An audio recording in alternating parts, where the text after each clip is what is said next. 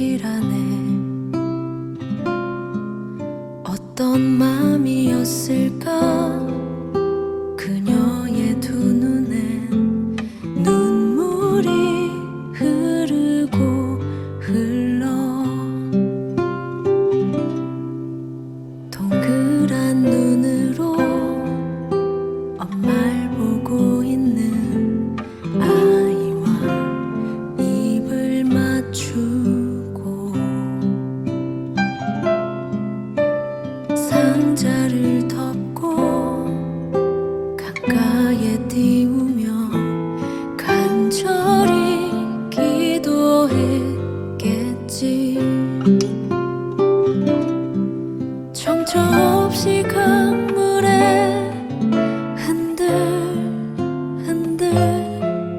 흘러내려가는 그 상자를 보며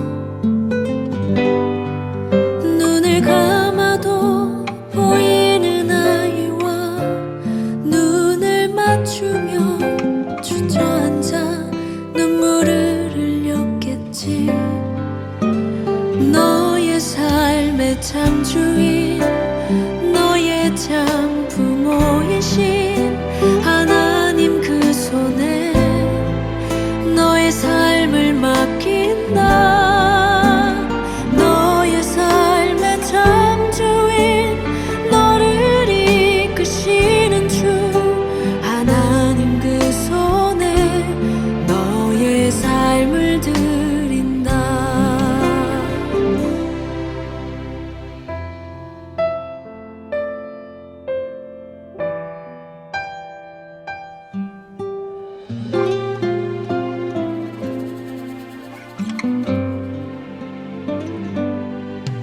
어떤 마음이었을까? 그녀의 두 눈에 눈물이 흐르고. 할렐루야. 주일 예배에 함께 하신 하나님의 귀한 자녀 여러분을 우리 주 예수 그리스도의 이름으로 환영합니다. 그리고 축복합니다. 다 같이 우리 묵상 기도로 하나님께 나아가도록 하겠습니다. 오라, 우리가 여호와의 산에 올라가서 야곱의 하나님의 전에 이르자. 그가 그의 도를 가지고 우리에게 가르치실 것이니라. 우리가 그의 길로 행하리라 하리니 이는 율법이 시온에서부터 나올 것이요 여호와의 말씀이 예루살렘에서부터 나올 것임이라. 아멘.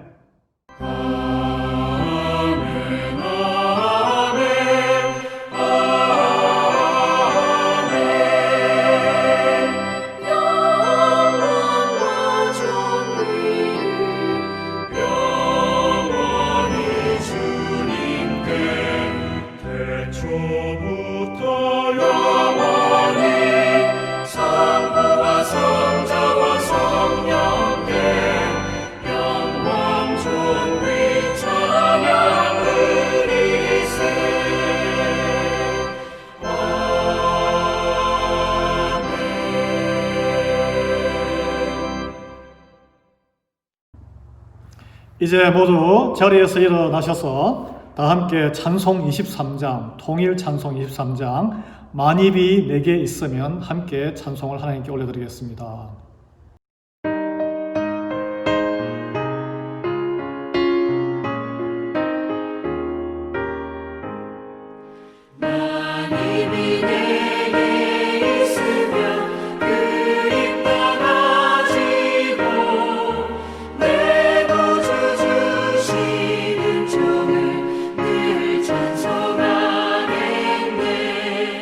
내 은혜로우신 하나님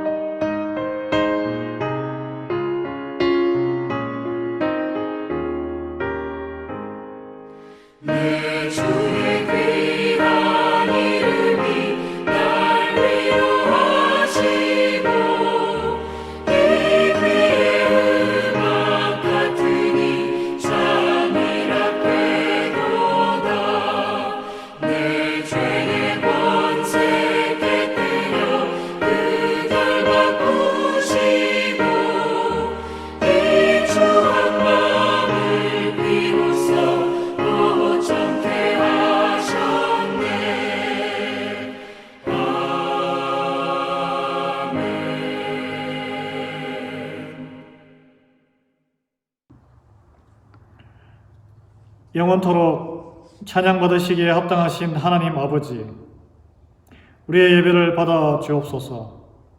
죄와 허물로 인해 죽을 수밖에 없었던 저희들이 십자가 은혜로 구원을 받아 이렇게 거룩한 자녀로 거듭났습니다. 이 은혜를 생각할 때마다 우리의 심령에는 감사가 충만하고 우리 입술에는 찬양이 넘쳐납니다. 감사와 찬양으로 드리는 오늘의 예배가 하나님이 기뻐하시는 예배, 거룩하게 구별된 예배, 성령님께서 충만하게 임재하시는 예배가 되기를 원합니다. 모든 영광을 성삼위 하나님께 올려드리오며 예수님의 이름으로 기원하옵나이다. 아멘. 이제 다같이 찬송 314장, 통일 찬송 511장, 내 구주 예수를 더욱 사랑을 다 함께 부르겠습니다.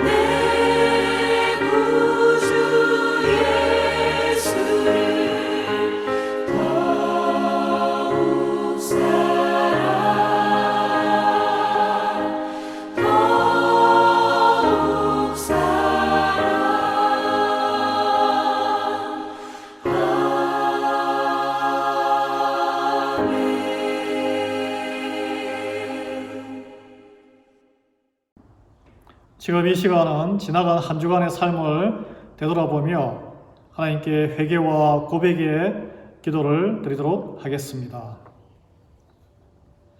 오래 참으시고 기다리시는 하나님, 온 세상을 공의로 다스리시면서도 허물 많은 저희들에게는 자비와 사랑을 베풀어 주시는 은혜에 감사를 드립니다.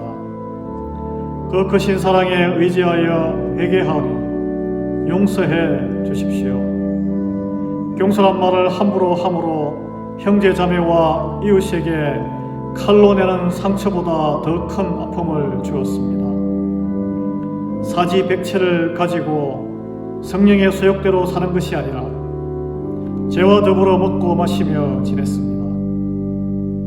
평안하고 즐거울 때에는 그것이 하나님의 은혜인 줄 깨닫지 못하여 교만했고, 힘들고 위급한 일을 만날 때에는 하나님 대신에 우상을 의지하고 사람에 기대어 살았습니다. 이처럼 지난 한 주간 저희들은 불신앙과 세상의 온갖 염려로 하나님을 기쁘시게 해드리지 못했습니다. 주여, 이 모든 죄와 허물을 용서해 주시고 우리 마음에 오직 신실한 믿음을 채워 주옵소서. 예수님의 이름으로 이 고백의 기도를 올려드립니다. 아멘. 이제 주님과 본인만 알고 있는 죄를 침묵 가운데 아뢰며 참회의 기도를 계속 드리겠습니다.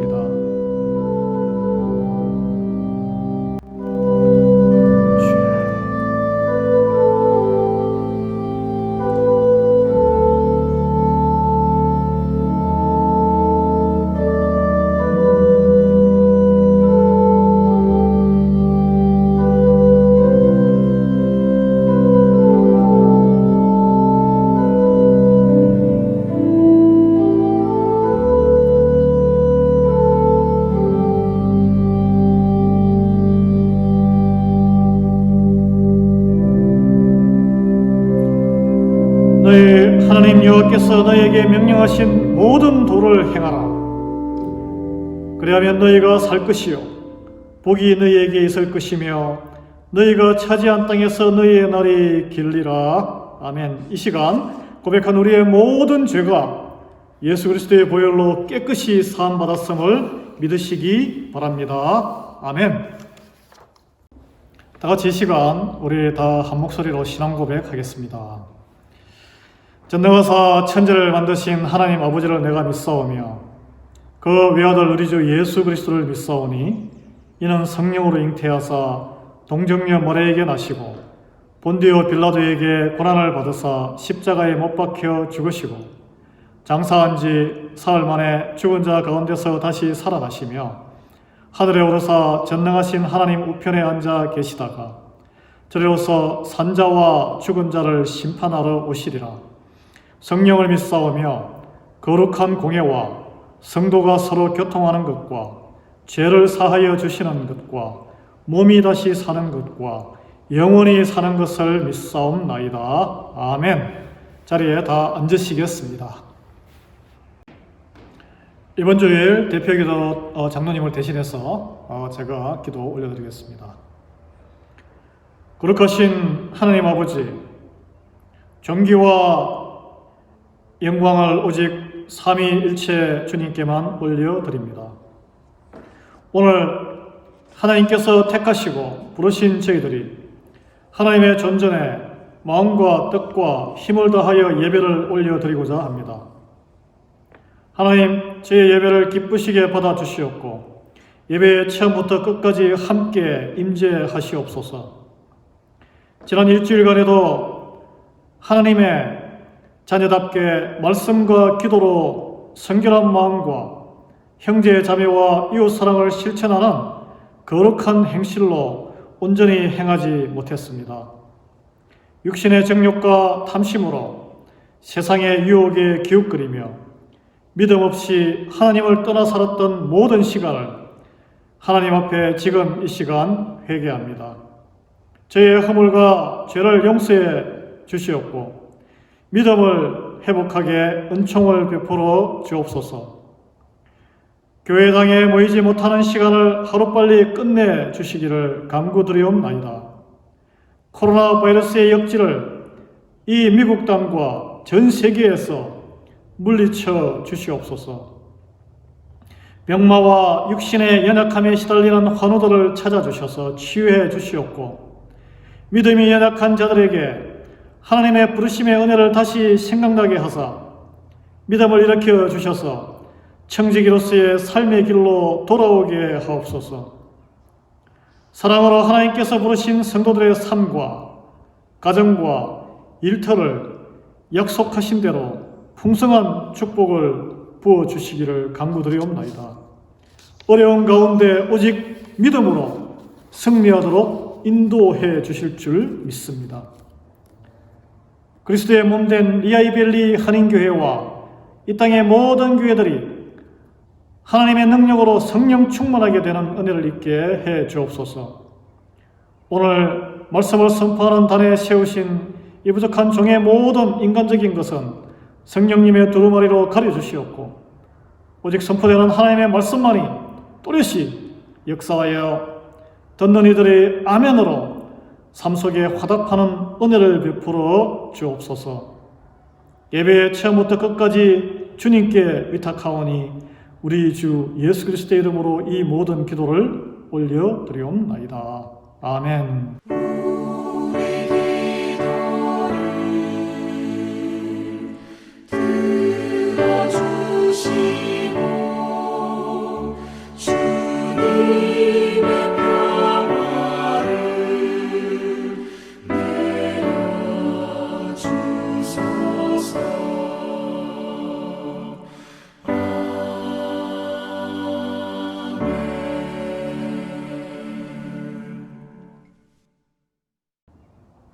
오늘 하나님께서 우리들에게 주신 말씀은 갈라디아서 1장 13절에서 24절입니다. 신약 성경 302쪽에 있습니다. 우리 다 같이 한 목소리로 읽겠습니다. 신약 성경 302쪽 갈라디아서 1장 13절에서 24절입니다.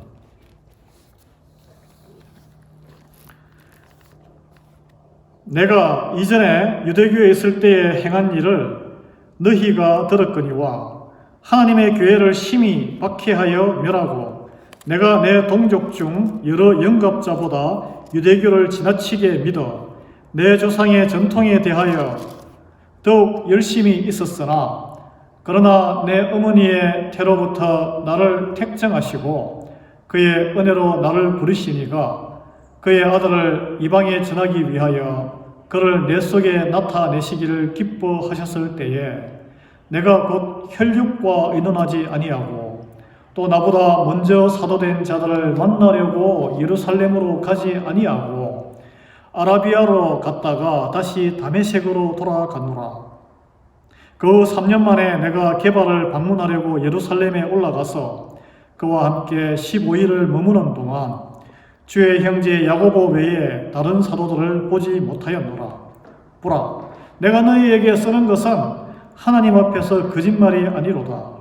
그 후에 내가 수리아와 길리기아 지방에 이르렀으나 그리스도 안에 있는 유대의 교회들이 나를 얼굴로는 알지 못하고 다만 우리를 박해하던 자가 전에 멸하려던 그 믿음을 지금 전한다 함을 듣고 나로 말미암아 하나님께 영광을 돌리니라. 아멘. 하나님의 말씀이었습니다.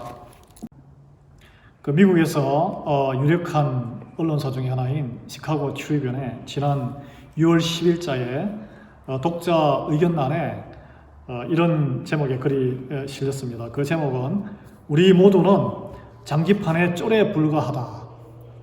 We are all pawn, P-A-W-N, in a fixed game이라는 제목인데 이 글을 쓴 사람이 우리 메릴랜드에서 변호사로 활동하는 우리 한인 2세 영어권의 세컨 제너레이션이어서 주목을 끌었습니다. 근데 그 변호사 한인 2세가 시카고에서 이렇게 성장을 한 사람이에요. 그래서 왜 그 글을 읽어보니까 시카고에 자기 누나가 운영하는 그 남부 시카고는 흑인 지역이죠. 주얼리 가게가 이번 사태로 인해서 약탈을 당하고 다 파손되었다 그래요. 근데 그 가게가 아버지가 이민을 처음 오셔가지고 30년 동안 그걸 힘들게 어렵게 일구면서 가족을 다 부양하고 그 아버지의 온 인생이 들어있던 그런 가게였다고 합니다. 근데 코로나 사태로 거기도 이제 장기간 비즈니스를 못했는데 이제 그렇게 버티고 있다가 이번 사태에 뜻밖의 그런 피해를 받았다고 아주 안타까운 소식입니다. 그래서 흑인도 백인도 아니고 우리는 사실 한인들은 더 소수에다가 더 약한 소수민족인데 이 흑백 갈등에 끼어서 희생양이 된 것을 장기판에 쫄처럼 우리가 소모품 처리되고 있다. 그런 탄식입니다.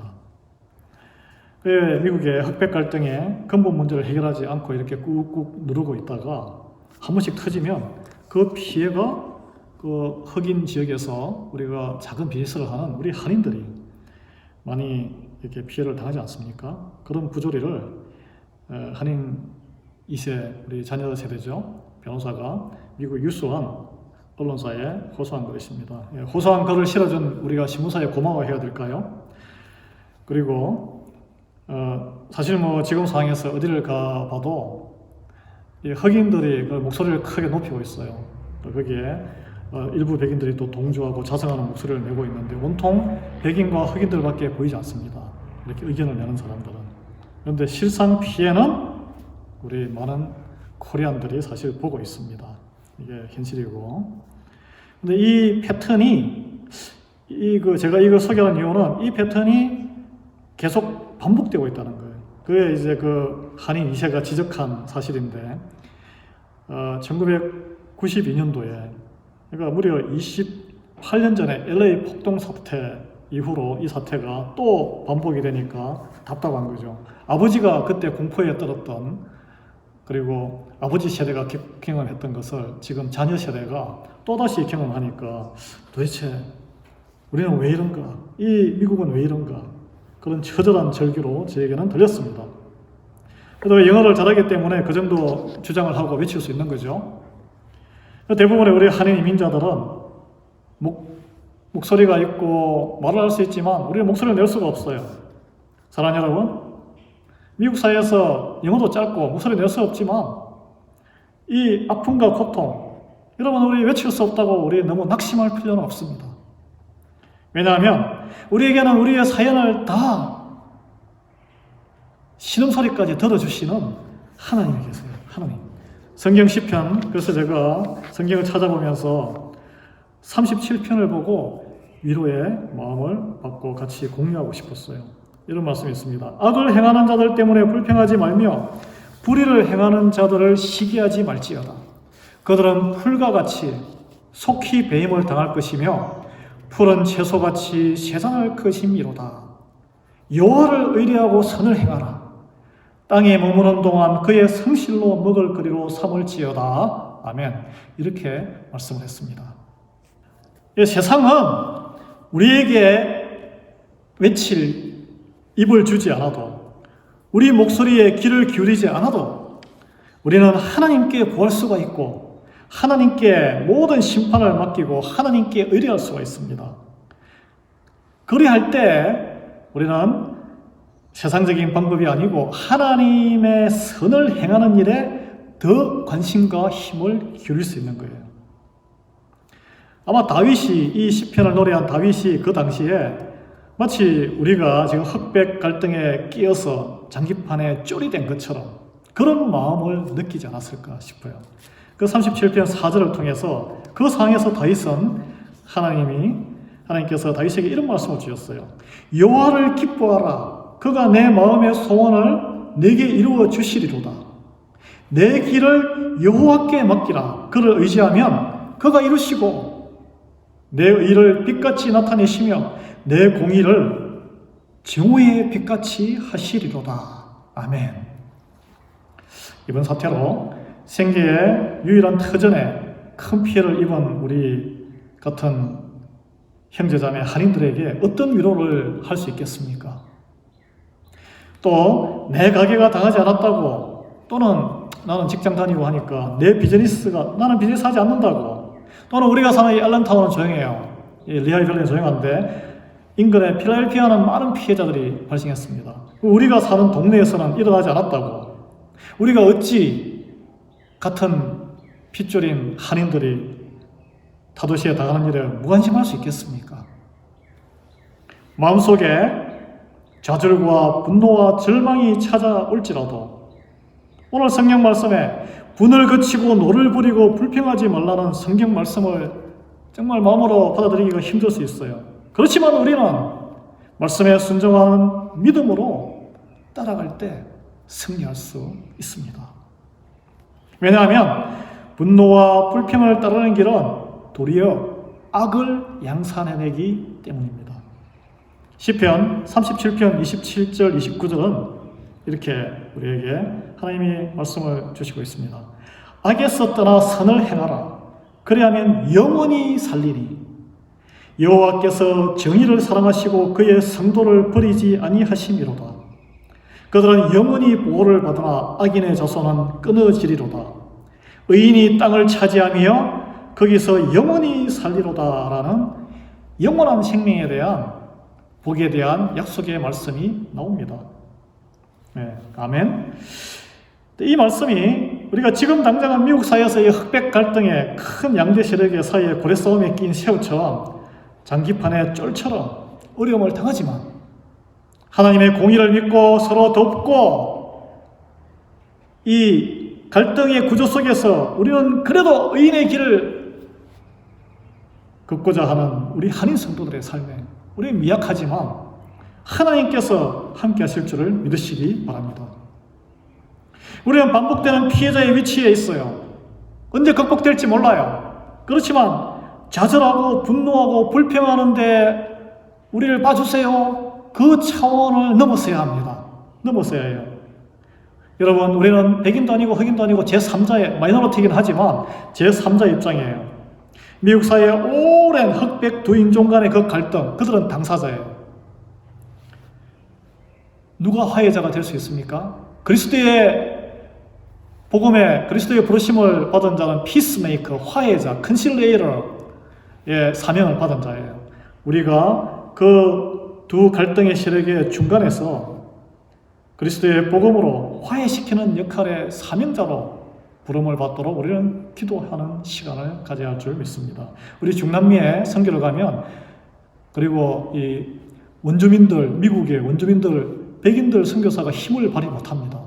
역사 속에 그 앙금이 있기 때문에 그래요. 그렇지만 우리가 가면은 다 마음을 오픈해요. 마찬가지예요. 예. 그런데 긴 역사 속에 보면 첩첩이 쌓여온 과거의 악의 패턴이 쉽게 단절되는 게 아니에요. 왜 그렇습니까? 사탄이 이 우리 발목을, 족쇄를 꽉 안 놓치려고 그래요. 끈질기게 괴롭힙니다. 오늘 성경의 내용을 보면 사도 바울이 과거를 완전히 청산하고 새로운 사람으로 거듭나서 복음 전파자가 된 내력을 스스로 자기 소개를 하고 있는 것을 볼 수 있습니다. 여러분, 그런 당시에 유대인 사회에서는 가장 많은 사람들이 추종하고 있고 가장 권력을 장악하고 있던 유대교에서 그 누구보다 엘리트였고 그 누구보다 열심이었던 사람입니다. 그는 성경에 나오는 그 니고데모처럼 아주 점잖은 축에 들어가는 지성인 중에도 점잖은 축에 들어가는 사람은 아니었어요. 행동 과격파였습니다. 행동 과격파였어요. 그래 유대교의 교리에 어긋나는 그 당시에는 이단이었죠. 이단. 신생 그리스도인들을 추적해서 잡아서 죽이는 역할에 앞장섰어요. 체포조에, 죽이는 체포조에 자기가 동원을 해서 나갈 정도 아니었습니까? 처음에는 그 시작이 미미했어요. 그런 것을 방조하는 역할에서 시작했습니다. 스데반을 돌로 쳐 죽일 때 그는 지켜만 보고 말리지 않고 동조했어요. 그래서 옷을 그에게 맡겼다고 하지 않았습니까? 나중에 그 충성심이 점점 발달해서 주도하는 사람으로 변하게 된 거죠. 그랬던 바울의 자기의 과거에 대해서 그는 이렇게 고백합니다. 13절, 14절에 내가 이전에 유대교에 있을 때에 행한 일을 너희가 들었거니와 하나님의 교회를 심히 박해하여 멸하고 내가 내 동족 중 여러 영갑자보다 유대교를 지나치게 믿어 내 조상의 전통에 대하여 더욱 열심히 있었으나 여러분, 무슨 일을 자기에게 주어진 것을 열심을 더해 한다는 것은 아주 훌륭한 인생의 태도입니다. 그것을 영어로 인티그리티라고 해요. 인티그리티. 하나님의 주신 잡을 열심을 다해서 정직을 다해서 하는 거예요. 아주 훌륭한 사람이에요. 주어진 일에 자기 일을 최선을 다하는 거예요. 그런데 그 일 자체가, 그 일이 포함된 그 전체가 잘못된 방향으로 가고 있는데, 하나님의 선하신 뜻이 아닌데도, 하나님이 기뻐하지 않는 것인데도 그냥 주어진 나의 일이기 때문에 천명으로 생각하고 열심을 다하는 것은 죄악이에요. 죄악. 잘못된 것입니다. 여러분, 한국의 80년대에 70년, 80년대에 많은 이들이 공권력에 의해서 폭행당하고 고문당한 일이 비일비재했습니다. 예. 그 대표적인, 그렇지만은 그 많은 사람이 경찰에서 두들겨 패기도 하고 했는데, 지금 우리가 기억하는 사람은 이 모 씨가 고문 기술자의 대명사로 기록에 여러분 다 아실 거예요. 이름을 대면은. 왜 그래요? 그가 그 누구보다 더욱 열심을 다해서 국가에 충성하는 일이라고 고문을 아주 뛰어나게 잘했기 때문에 그렇습니다. 여러분, 나치 시절에 유대인을 가스실로 아우슈비츠 보내가지고 600만 명에 달하는 유대인들이 학살당하지 않았습니까? 그 많은 독일군과 지휘관들이 참여를 했습니다. 명령에 복종한 거죠. 그런데 그 수많은 사람들 중에 이걸 아주 가장 탁월하게 효율적으로 계획을 해서 집행한 대표적인 한 사람의 이름은 역사에 영원히 남아있어요. 아돌프 아이히만 중령이에요. 그 사람은 신념에 투철했고 충성을 다했어요. 그럼 어떤 결과가 나옵니까?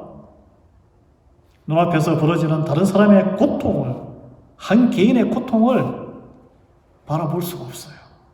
바라보지 못합니다. 양심의 가책이 없어집니다.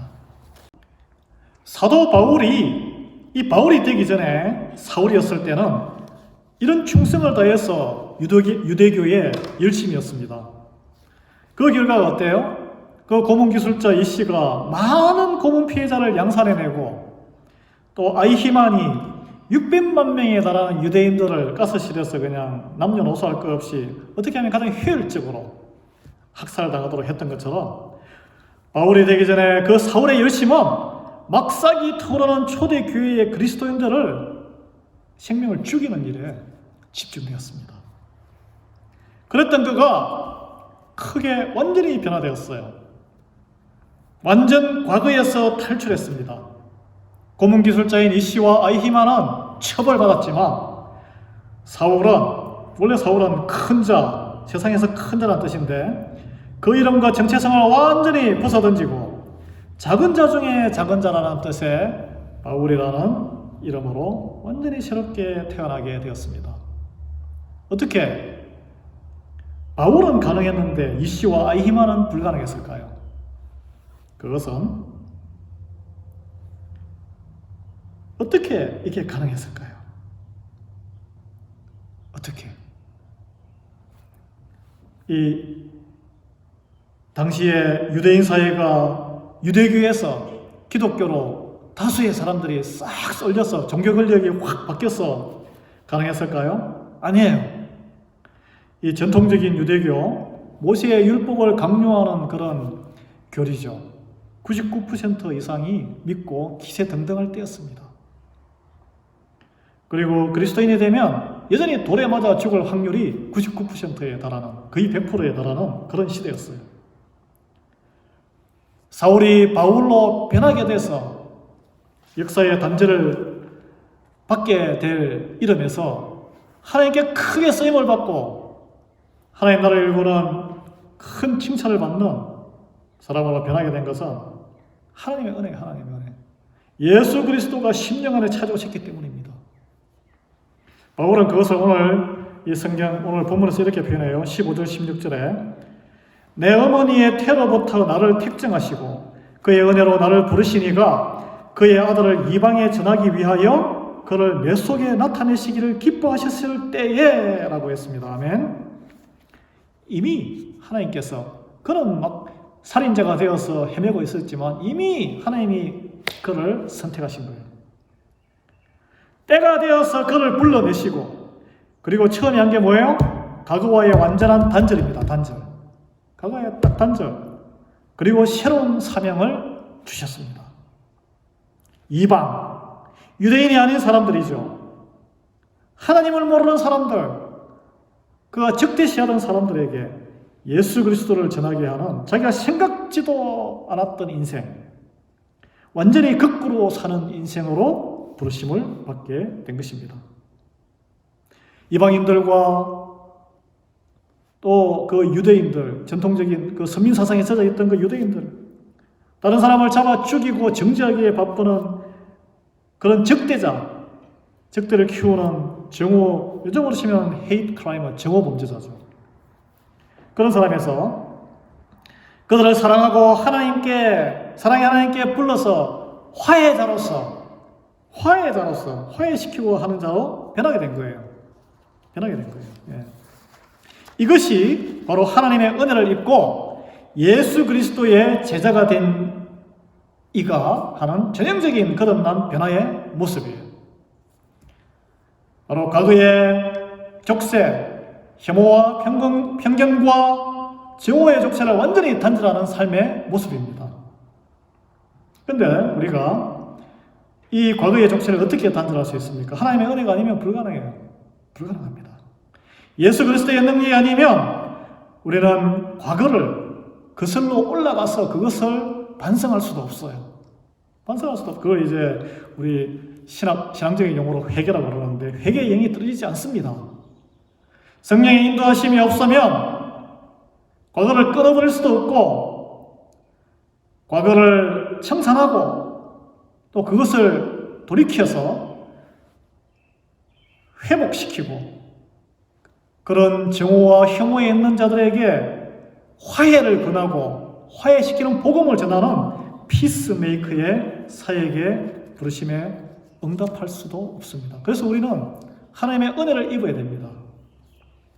오늘 우리는 모두 장기판에 쪼리야! 라고 단식하는 그것은 우리 한인 2세 변호사가 마음속에 진정으로 바라는 것은 무엇일까요? 우리 한인들이 직접 겪었던 아니던 LA 폭동의 피해에 대한 깊은 상처가 있습니다. 저는 미국에 오기 전에 일어났던 사건인데 저에게도 한국에서는 충격적이었어요. 이런 일이 이 땅에는 다시는 일어나지 않기를 바라는 마음이 다 같지 않습니까? 그런 피해를 우리 한인만 받는 게 아니라 다른 더 늦게 온 아랍계라든지 동남아 이민자들, 후발 이민자들도 그런 피해를 받으면 안 돼요. 예.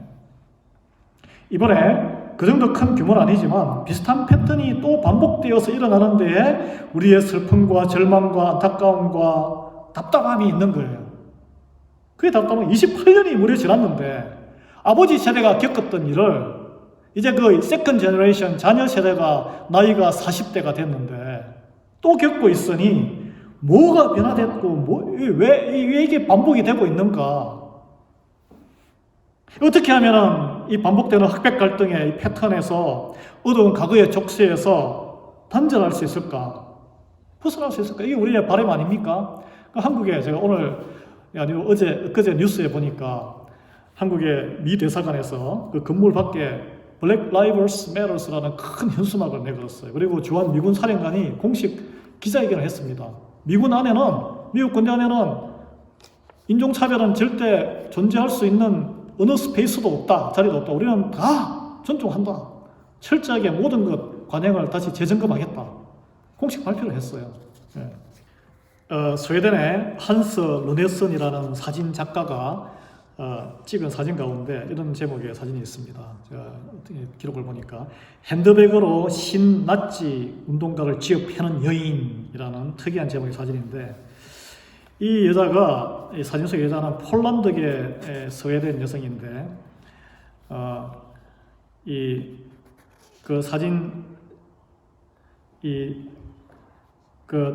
여성 그 이름이 다누타 다니엘슨이라고 부를게요. 다니엘슨이라는 이 여자가 스웨덴의 그 동남부에 있는 지방도시에 박스주라는 지방도시에서 1985년도 4월의 어느 날에 일어난 사건입니다. 그래서 그 신나치를 지지하는, 나치 운동을 지지하는 그 사람들이 평화 시위를 벌이고 있었대요. 근데 이 여자죠. 다니엘슨의 여자가 갑자기 뛰어들어서 그 핸드백으로 걸어가는 남자의 그 뒤통수를 빡 이렇게 친 거예요. 그러니까 법적으로 보장된 그 거리 시위의 사실 작은 폭력이죠. 그걸 갖다가 딱 사진을 찍었어요. 그 사진 작가가. 근데 알고 보니까 이 여자가 유대계니까 부모님들이 아우슈비츠 수용소에 이렇게 끌려가서 아주 가까스로 그 어머니가 살아나는 그런 그 상처가 트라우마가 있는 거예요. 그래서 이 사건이 굉장히 스웨덴에서는 큰 사회적인 반향을 일으켰다고 합니다. 사인 작가는 이 작품으로 국제적인 명성과 함께 많은 상을 거머쥐게 되었다고 해요. 그래서 이 여인의 그 행동에 대해서 이 평화 시대에 폭력을 행사하는 작은 폭력이거든. 작은 폭력인데 그 비난이 많이 일어났고 또 한편에서는 잘했다, 속 시원하다 그런 평가도 있었다고 해요. 그런데 이제 이런 그 논란 가운데 그 스트레스를 너무 받아가지고 이 유대인 그 어머니를 둔 그 여인이 핸드백으로 후려친 그 여인이죠. 스트레스를 너무 받아가지고 그 도시의 그 워러타워 물탱크에 올라가서 투신 자살을 그런 아주 비극적으로 끝냈다 그럽니다. 그런데 그 뒤통수를 맞은 그 신나치 그 시위했던 그 지지자 이름이 셰퍼 셀루스카라는 사람인데 남자인데 그 극우 정당에 뭐 합법적인 테두리 안에 극우 정당에 소속된 민병대의 일원으로 활동하면서 나중에 유태인 그 유태인 성소수자를 납치하고 잔인하게 고문해서 살해까지 하는 그런 살인자로 나중에 전락했다고 합니다. 이 사건을 보면서 이 작은 폭력을 행한 사람은 이 논란 속에서 그런 비난의 부담에 눌려서 어쨌든 자기의 목숨을 잃었어요. 자기가 자살했지만. 그렇지만 어떻게 보면 신나치 운동가는 이게 더 큰 구조적 폭력에 합법적이라 이름 아래 그 했는데 회개도 아니하고 뉘우침도 아니하고 살다가 남의 목숨 살인까지 했는데 그런 일들이 이 세상에는 일어날 수 있다는 거예요. 지금 이 세상에도. 물론 이 인간에 의해서 인간과 피조 세계를 향해서 자행되는 모든 폭력, 크든 작든 간에 폭력은 성경에서는 죄로 규정됩니다. 예, 죄로 규정돼요. 서로 사랑하고 용서해야 되는 거예요. 예. 예수님은 이 칼과 몽치를 들고 당신을 체포하러 온 그 대제사장들의 군병들 거기에 대해서 베드로가 어떻게 했습니까? 칼을 뽑아들고 탁 이렇게 말고의 오른쪽 귀를 칼로 쳐서 잘랐습니다. 그러니까 예수님께서 그 귀를 말고의 귀를 딱 잡아서 여기에 붙이고 기도하고 이렇게 해서 바로 치유하셨죠. 그리고 누가복음 22장에 보면 이런 말씀을 하세요. 베드로한테 이것까지 참아라 하시고 그 귀를 먼저 낫게 하셨습니다. 낫게 하셨어요. 그다음에 마태복음 26장의 같은 장면에서는 이런 또 교훈을 주세요. 베드로하고 제자들한테 그 현장에서 내 칼을 도로 칼집에 꽂으라. 칼을 가지는 자는 다 칼로 망하느니라. 아멘. 이렇게 하시고 순순히 잡혀가셨습니다. 베드로가 칼을 내뽑아 휘두른 것은 사도 바울이 되기 전에 선민사상에 헛된 선민사상에 쩔어서 인종차별주의로 하나님을 그릇되게 모시고 살기 등등했던 사울의 모습이에요. 사탄의 종이 되어서 족쇄를 차고 사탄의 충동질에 충성을 다하는 분노의 자식된 모습입니다. 이 과거의 트라우마와 피해가 당장 눈앞에 있어도 이 그리스도의 길을 따르는 이 성도의 삶. 여러분, 그 큰 폭력이 온다고 해서 작은 폭력으로 맞서지 않습니다. 화해자로, 피스메이커로, 그리스도의 복음으로 맞서는 거예요. 하나님의 은혜를 입어 성도가 되고 변화된 이의 모습은 하나님의 이름으로 교묘하게 세상의 영광과 영향력을 추구하던 과거를 벗어 던지는 거예요. 그리고 목소리 없이 고통과 신음 가운데 눈물을 흘리는 이들과 함께 하려고 광야로 발길을 돌리는 것입니다. 오늘 본문에 보면 사울에서 하나님의 은혜로 바울로 되면서 과거 청산을 한 사도 바울이 그가 향했던 발길의 방향이 나옵니다. 16절과 17절인데 이렇게 나와요. 내가 혈육과 의논하지 아니하고 또 나보다 먼저 사도된 자들을 만나려고 예루살렘으로 가지 아니하고 아라비아로 갔다가 다시 다메섹으로 돌아갔노라. 아멘. 사울은 바울이 되면서부터 가장 먼저 과거 자기가 누렸던 기득권과 모든 관계에서 스스로를 단절했습니다. 여기 나오는 혈육이 누구예요? 자부심으로 가득한 유대인들, 신생 그리스도인들과 이방인들을 사람 취급하지 않았던 인종차별주의자들이에요. 종교적인 우월주의자들이었습니다. 그들을 만나서 의논하지도 않았습니다. 또 새로운 믿음의 세계에서 영향력을 확대하기 위해서 예루살렘에 먼저 된 사도들에게 가서 인정받으려고 하지도 않았어요. 대신 그는 아라비아로 가서, 아라비아는 사막이에요. 사막, 광야예요.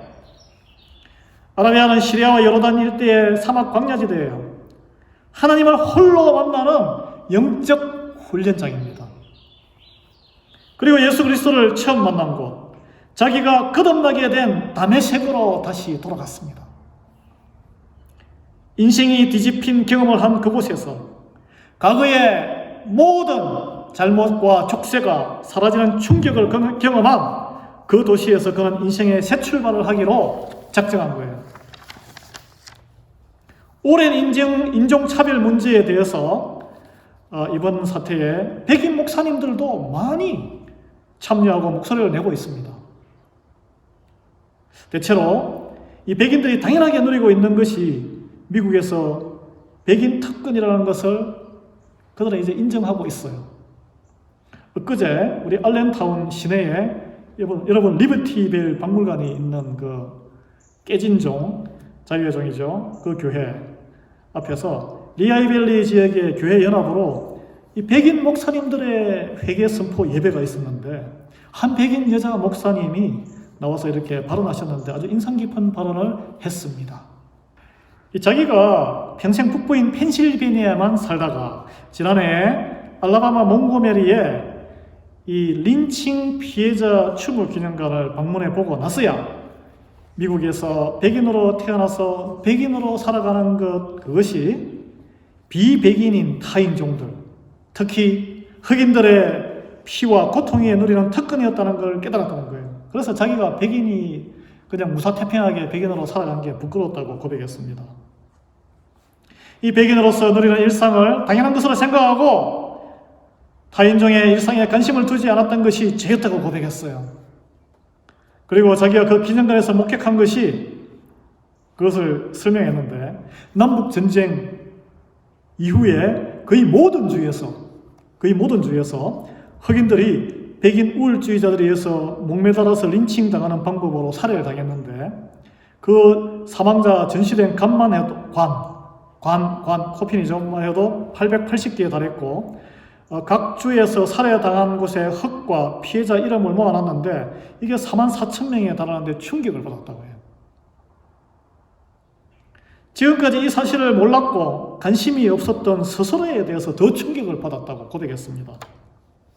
그런데 이 4만여 명의 흑인이 린치당해서 죽어도 이에 대해서 책임을 물어서 처벌당한 백인은 단 한 명도 없다고 합니다.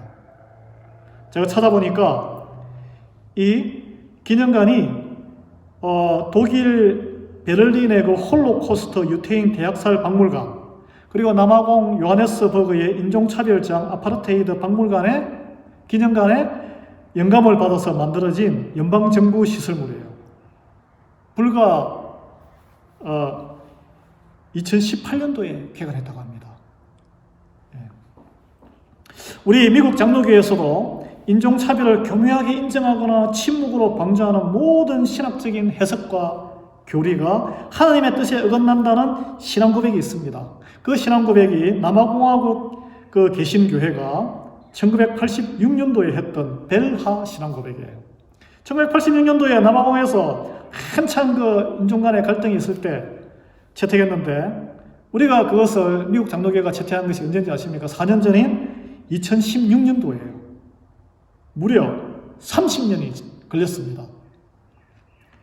미국이 이렇게 과거를 청산하는 변화에 굉장히 느려요. 그러나 하나님께서는 이 미국 땅에서 선하신 뜻을 반드시 이루실 것입니다. 덩치가 크기 때문에 가는 속도가 좀 늦을 수 있어요. 인종으로 나뉘어 형제자매가 분열하는 모든 과거의 족쇄를 끊을 거예요. 주 안에서 거듭난 모든 죄인들을 인종과 배경에 상관없이 형제, 자매로 화해하고 용서하고 서로 돕고 살아가는 공동체, 그런 미국으로 만들어갈 것입니다. 그것이 우리 가장 처음 들어온 이 청교도 필그림 파더들의 꿈이었어요. 미국 건국의 아버지들의 꿈이었습니다. 우리 펜실베니아의 이 첫 장로교인들의, 여기가 노회가 처음 시작된 곳 아닙니까? 우리 장로교의 꿈이었어요, 꿈. 이 미국 사회도 이 반복되는 과거의 그 어두운 족쇄가 깨끗하게 단절되는 하나님의 은혜가 임하게 될 거예요.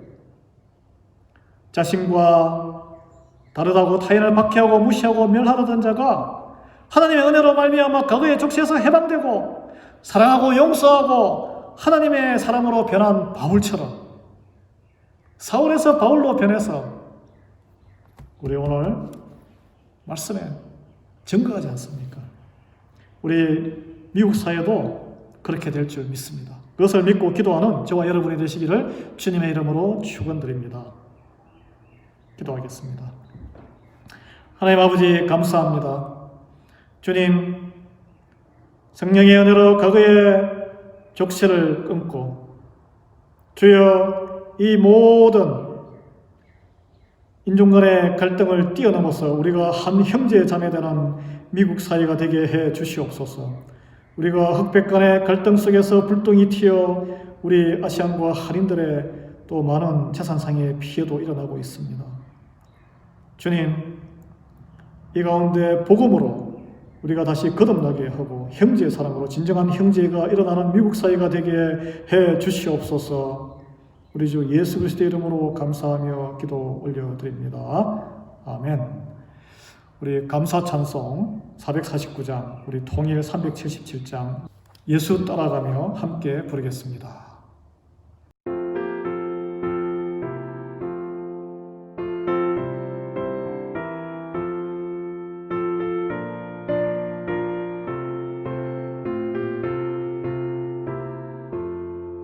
예수 따라가며 복음 순종하면 우리 행할 길 원하겠네. 주를 의지하며 순종하는 자를 주가 늘 함께 하시리라. 의지하고 순종하는 길은 예수 안에 즐겁고 복된 길이로다. 해를 당하거나 우리 고생할 때 주가 위로해 주시겠네. 주를 의지하며 순종하는 자를 주가 안위해 주시리라.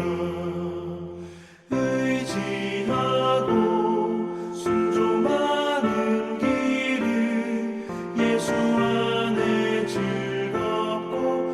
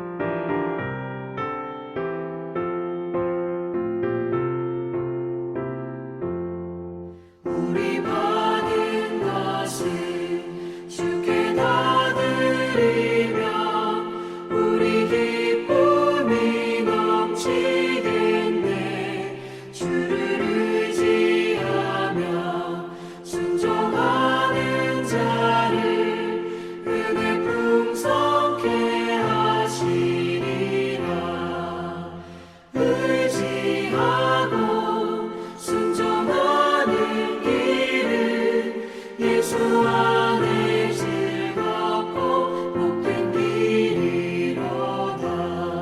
주를 힘입어서 말씀 잘 배우고 주를 모시고 살아가세.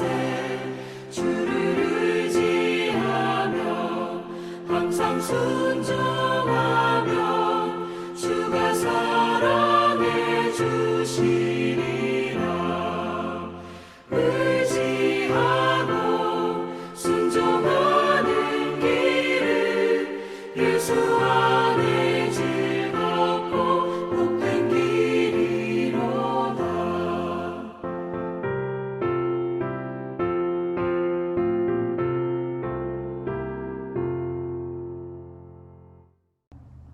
이 시간 준비하신 예물을 하나님께 드리겠습니다. 모두 자리에서 다 일어나셔서 봉헌과 함께 봉헌송 찬송 50장 내게 있는 모든 것을 1절만 부르도록 하겠습니다.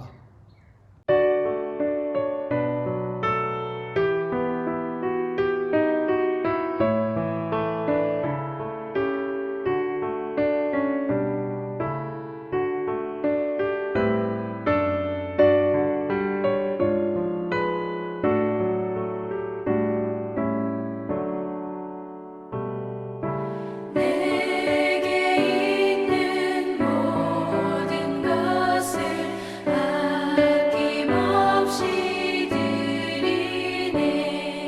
사랑하고 의지하며 주만 따라 살리라. 주께 드리네. 주께 드리네. 사랑하는 구주 앞에 모두 드리네.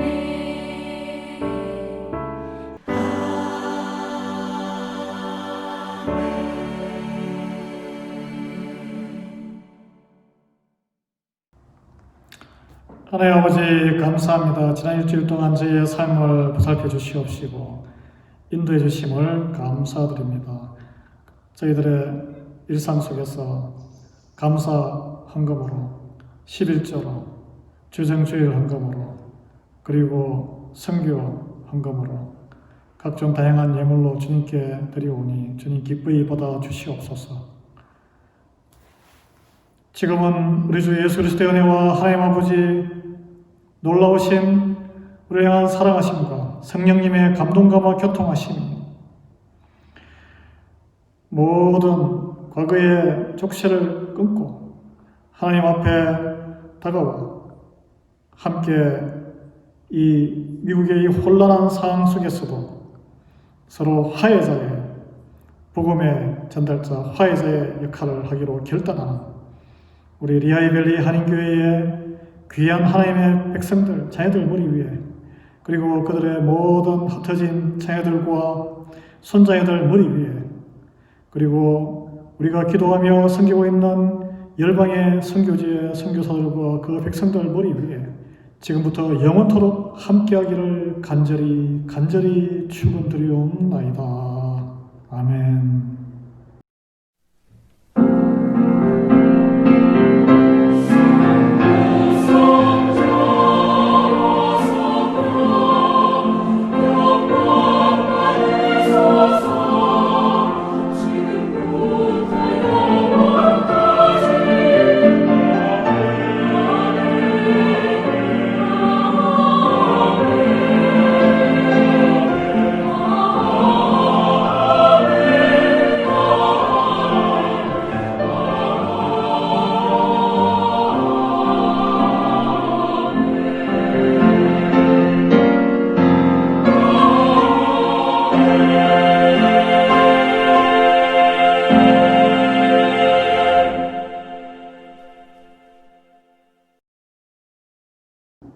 교회 소식 읽겠습니다.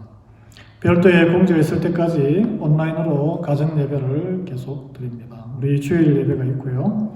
수요 예배가 수요일 날 7시 30분, 그 다음에 새벽 기도 예배가 화요일에서 토요일 오전 6시에 있습니다. 여러분 많이 참여해 주시고 유튜브 또 카톡 링크를 받으시면 또 유튜브에서 조무재 목사를 검색하시거나 레브 마크조를 검색하시면 예배에 들을 수 있습니다. 그리고 전교인, 우리가 모이지 못할 때에 전교인 계속 교육이 유튜브로 계속 진행이 됩니다. 월요일 날 성도의 길, 화요일 날 새생명 성경 공부, 목요일 날 영적 성장 성경 공부, 금요일 날 철로 역정 함께 읽기.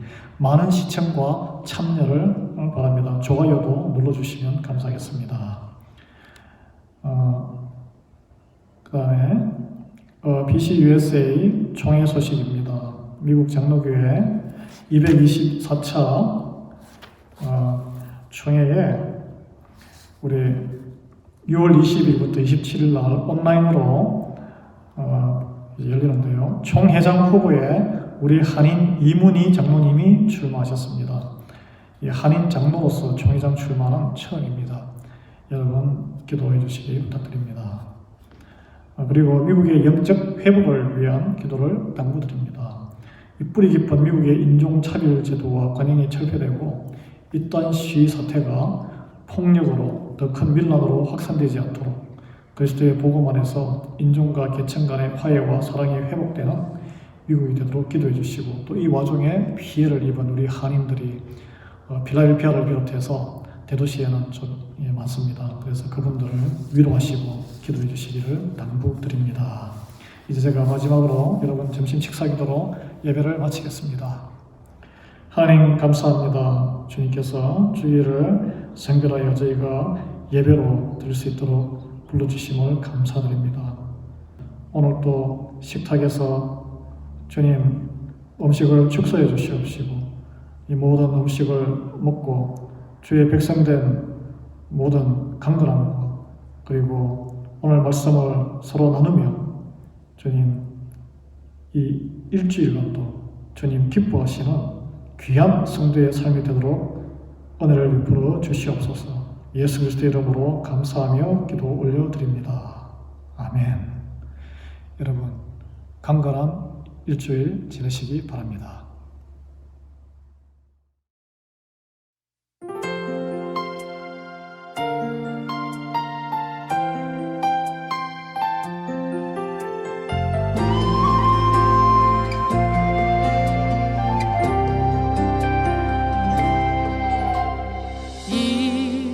이곳에 생명샘 솟아나 눈물 골짝 지나